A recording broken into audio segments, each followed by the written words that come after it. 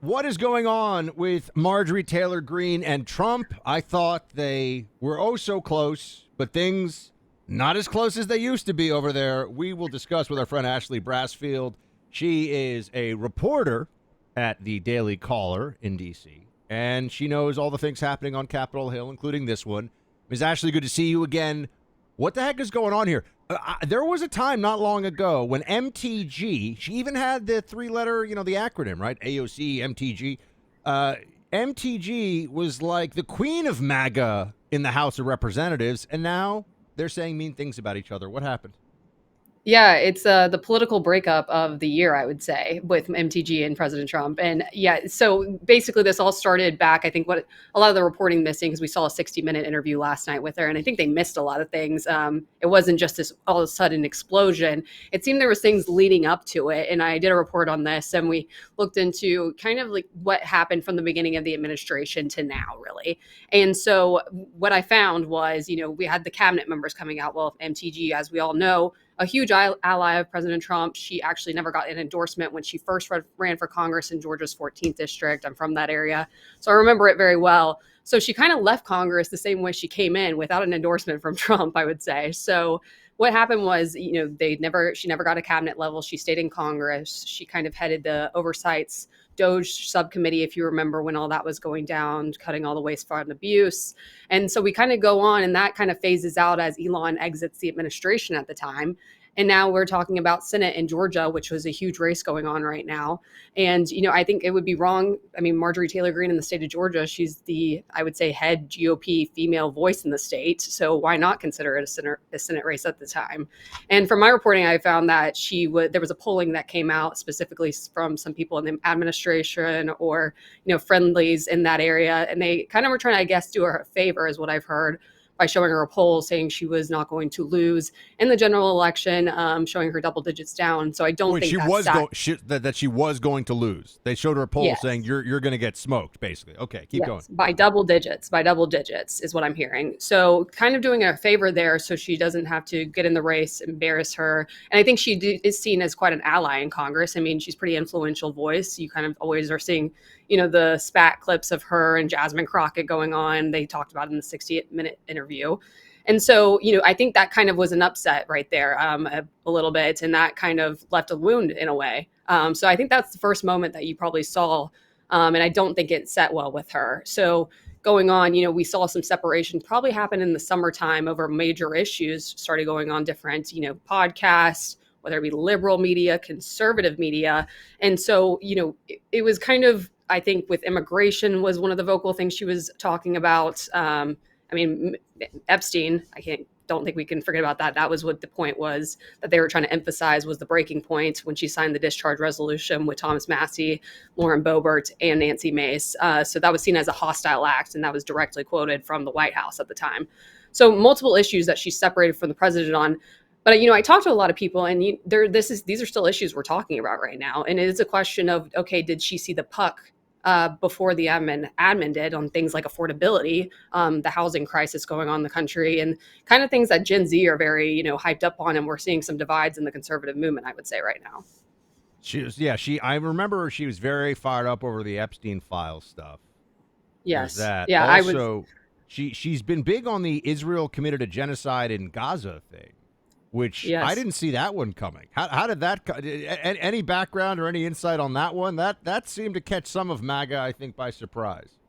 Yeah, I'm glad you brought that up. I did hear, I think some rifts were happening with Mike Johnson. You've seen that even with Elise Stefanik, which I found interesting. But that issue, Congress voted, I think, about 22 times on a resolution to, take down anti-Semitism. And I think there was growing frustration with that because, it was just kind of this facade show that, we denounce anti-Semitism, and nothing was really getting done. So I think there was frustration there that it was continuously in her time in Congress being brought to the floor. And it's, you can denounce it obviously, but 22 times, I think she was thinking maybe it was overkill, and there was frustration there because of the factors like affordability were not being considered at the time. And I know that's a buzzword for both sides, but I mean, we see now President Trump's going on an affordability tour. So, seeing that puck, I think was the main thing there. In that issue. But, there was hostility, I would say, with the speaker, and that really came to an end with President Trump and her fighting. And also, I think another factor that's misguided here was the fact, she would take shots at White House staff. And yeah, to a certain extent, she would continue to do that, not taking a direct shot at President Trump. But, these are people around the president. And also when it comes to deals like Argentina, for specifically, you can't criticize just his staff when he's the one that's, his thing is negotiating, I would say. Yeah, I mean, you've got now the president. This is for the New York Post today, demanding an apology from 60 Minutes, and also very upset with. So that's over the Hunter Biden laptop, which that has not his positioning on that certainly hasn't changed, and fumed about outgoing GOP rep Marjorie Taylor Greene and called her a traitor in a Truth Social rant. He wrote, "The only reason Marjorie Traitor Brown." Greene turns brown under stress went bad, all caps, is that she was jilted by the president of the United States. Certainly not the first time she has been jilted. I actually didn't see this until you came and joined here. Wow, Trump is very unhappy with her. Very unhappy. I think everybody is expecting this feud to kind of come to an end eventually, and I'm not sure. There's bad blood there. We saw Elon and him kind of make up in ways. But Marjorie Taylor Greene, she supported Trump when he really didn't support her. So I think it is kind of a feeling of us being scorned in a lot of ways. And just kind of to give you some insight, I think she's made some comments specifically at, men and saying, that they're weak men, and she won't say direct names. There's just a bunch of weak men in Congress. But, to frame it as well for the state of Georgia, you have Governor Brian Kemp at the time, especially after the 2020 election, where you saw Trump and him feuding, and Marjorie Taylor Greene took Trump's side on that. So I don't think she's made a bunch of friends with people like Governor Kemp and even others that are in Congress that kind of have tried to get their way in Georgia. I don't think she's friends with a lot of them. So I think she's taking shots in that end. And I don't know how good of messaging that is. But that's a factor as well. I think it was a culmination of things. It wasn't simply Jeffrey Epstein and it blew up like that. We're going to come back here and talk about something else on the political scene that I think is going to be getting a lot of attention, Ashley. And that is that it looks like Jasmine Crockett is going to be running for Senate. That has just come out today. So this is something that we shall be talking about here momentarily. But in the meantime, our sponsor is Hillsdale College. Hillsdale College, it's fantastic. They've got all these amazing courses online that you can take for free that cover a whole range of topics. 40-plus free online courses. They've got a course on C.S. Lewis, the Book of Genesis, the rise and fall of the Roman Republic. But some of the stuff that's most well-known are their courses on the American founding, the Constitution. This is great stuff for anybody, honestly, for those of you who are homeschooling, you got kids that you want to know more, or you yourself want to brush up. Go online now to hillsdale.edu/buck to enroll. That's hillsdale.edu/buck. No cost, easy to get started. Hillsdale.edu/buck. Check out these free online courses from Hillsdale College. It is great stuff. All right, Ashley, Jasmine Crockett is seriously thinking that she is going to be able to run for Senate and people might vote for her. Tell me more about this. Yeah, this is the state of Texas we're talking about. And it makes me laugh because I think the only one they thought had a chance was Beto O'Rourke. And now you have kind of Jasmine Crockett, who's a very vocal voice in Congress. I think you would equate her into the AOC bubble, if anything. And talk about two people that spat a lot was Marjorie Taylor Greene and Jasmine Crockett. But, she's got this, she puts on these, kind of facades, I feel like a lot of the time, whatever room she's in, I think if she's talking to a group of, African-Americans, she kind of puts on this sassy aspect about her. And kind of tries to appeal for them. But I think her education, if I'm correct, is a lot of higher up education. I don't think she came from a poor background, to say the least. So I think she went to a fancy private school is what you're referring to. Very expensive. Yes, and of course law school as well. So that's not cheap either.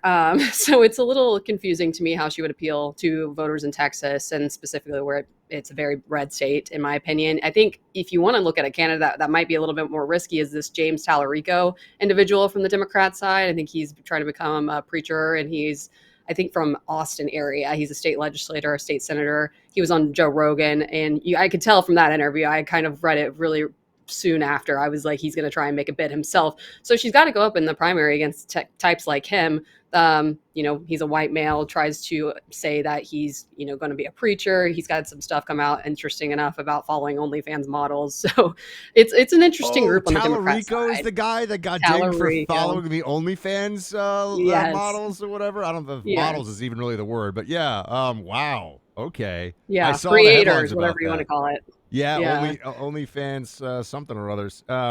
That is a remarkable state of affairs. But another funny thing about Jasmine Crockett, you have to remember too that her most recent, mistake in the media was her talking about Lee Zeldin getting a contribution from Jeffrey Epstein, but it was actually a doctor, Jeffrey Epstein, in New York City. So that's what we're dealing with Jasmine Crockett, and trying to double down of, oh, we got to figure out who this guy is instead of just saying I got it wrong.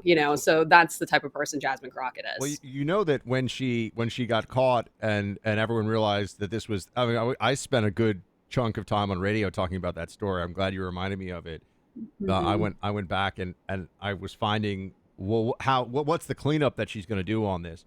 It'd be like, usually it would be, oh, my staff, right? It's my staff. She did throw the staff under the bus a little bit, but then she did. I didn't say it was that Jeffrey Epstein. She actually pulled the.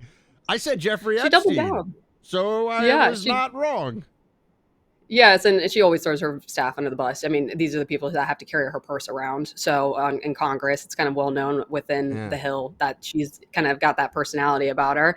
But yeah, I don't think it's going to sit well with Texas voters. It's a red state, and I know people worried about after a bunch of Californians, moved there after COVID that it was going to turn blue. Well, not even Beto O'Rourke can make it turn blue. So what are you going to do? There's a famous line in, now that you're way too young for this, but some of our listeners will know what I'm talking about. The show Cheers, where they have the guy Cliff says he's on Jeopardy, and they ask, and the line is, they're trying to find out who the people are, like he's, what the answer is, and he goes, 3 people who have never been in my kitchen is his answer. It's like technically true, right? It's like, who are the signers of the Declaration of Independence? 3 people who have never been in my kitchen. It's like Jasmine Crockett went with the, I did say it was Jeffrey Epstein, and there is a Dr. Jeffrey Epstein. So she had that going for her, which is nice. Yeah, you couldn't help but cringe. I mean, you have the 2 primaries you have to worry about. There's so many things happening in states all over the place. But even on the Republican side, you have Cornyn, Paxton, and Wesley Hunt dueling it out on that side. So I think that will be interesting. And even if she can survive the primary in Texas, that's, I guess, my next question. Are you following this Indiana redistricting thing at all, or is this too boring for you? No, I am. I know that the Republicans have about 7 seats. The 2 seats are Democrats, and we're looking at. Hold on. We're going to let's come back and you can tell everybody, because I get people sending me, particularly Indiana listeners, who are angry. They're like, "What are you going to do about this?" Well, first of all, I don't know what I can do about this, but they're very upset. Do something, Buck. Do something, Buck. I'm like, I will try. But we'll come back and we'll do that. We'll talk about that in a second. Our sponsor is Paradigm Press. If you've been listening to me for a while, you know I don't just talk politics. I break down what it means for your life, and even sometimes for your money. That's why I launched Money and Power. It's an independent venture, totally separate from what I do on radio and here on the podcast. And I take everything that I know about politics and teamed up with a fantastic group of analysts who look at the markets and stocks, and we make predictions, and we have a portfolio. And you've trusted me for years to tell you the truth. Now I want you to stay informed, stay prepared, stay ahead, and find out ways to make money doing it. Join Money and Power today, 82% off the regular price. Go to joinbuck.com. Very easy website. Joinbuck.com. Paid for by Paradigm Press. Okay, Ashley. Indiana, here's what's going on. State Senate GOP leader Roderick Bray mollified his stance on the likelihood of his caucus approving the new maps. So he has reiterated his opposition. Why is it that, this is the question I get, and you can try to help me answer this. Why is it that when Republicans can do things that will help Republicans, they find ways to be like, no, that's mean to the Democrats? Like, why wouldn't they just redistrict to the maximum GOP advantage? Yeah, and I think I did a piece on this a while back, when it was specifically talking about the Prop 50 going on in California as a Newsom trying to battle back against Texas is what he says. But I think historically Democrats have used an advantage. I mean, you look at Illinois with Pritzker, and we saw that being a big issue during that fight itself. But I think you're right. I mean, this is going directly against what President Trump wants. And so they're taking a lot of heat from it is what I'm seeing. But, Indiana has 7 Republicans, 2 Democrats. These 2 Democrat districts, I believe it's splitting Indianapolis, if I can remember correctly, into 4 segments, and that's kind of the blue district that they're worried about. But I guess, what are the listeners? I wanted to ask you, what are they so angry about? I mean, against the state leader's stance, going against it. Yeah, Is they the just issue. feel like when you brought up Illinois, for example. You look at that map and it's laughable, right? I mean, it's just meant to be Right. they're just doing whatever they can. But somehow Republicans, when they have a clear field, they have the clear advantage. They're like, well, we don't want to do too much of what the Democrats do when it comes to redistricting. And I think people get pretty ticked off, especially when that's happening in red states. Like those of us who are fighting it out in purple states, although Florida's pretty red now, fighting it out in Yeah. purple states feel like if only we could do that here. So I think there's just a frustration that some people don't understand what time it is. Yeah, it's this, I guess, establishment thought process is my thought on it, I guess. And I agree. I mean, you had people like Eric Holder, a former attorney general for Obama, go to places like Alabama to fight a battle like this. And a lot of people don't remember that. But I mean, if you're looking at the House that's kind of on teetering right now, red, going into the 2026 election due to retirements, special elections going on. So, I mean, this is the time to, for Republicans to get ahead in this sense and to do what needs to be done on their end. I mean, Democrats have set the standard and the precedent, in my opinion, in this case. So, I mean, you're right. I think there is an issue when, state Republicans don't want to put their best foot forward and make the change. And I mean, I can understand why Republican voters have an issue with this. It's always the case that some of the worst Republicans, and I actually will credit my friend Jesse Kelly with constantly pounding this drum. Some of the worst Republicans you get in elected office are in the reddest states. States like like Utah, Wyoming. They give us these Republicans, and you go, wait a second, you this is what the voters wanted in your state. But I think it's easy to get complacent and lazy when everyone around you is also a Republican. Well, make it a point, too, to realize, these are the people you're putting in elected office. I mean, you got to understand the type of people that you're electing. And I say this all the time. I have a mug that says, this mug works harder than Congress. And I mean, it's the people that you're putting into Congress that you have to worry about, and the type of people, if they're going to get things done and how they're going to act when they get up to DC. And I think that's a high standard to hold, because I mean, it's a place where it's a swamp and it will kind of engulf you if you're not careful. So having a higher standard for the people you're putting in office, and that goes for state office, I think, as well. But the voters have to be more vocal about it. And we talked about this too, with illegal immigrants voting with the census. I believe JD Vance brought this up in an interview with Joe Rogan, and that's a huge issue itself too, where the head count within houses that are counting illegal immigrants. I mean, that's an issue that Republicans could be fixing right now, so it's not a repeat in the future.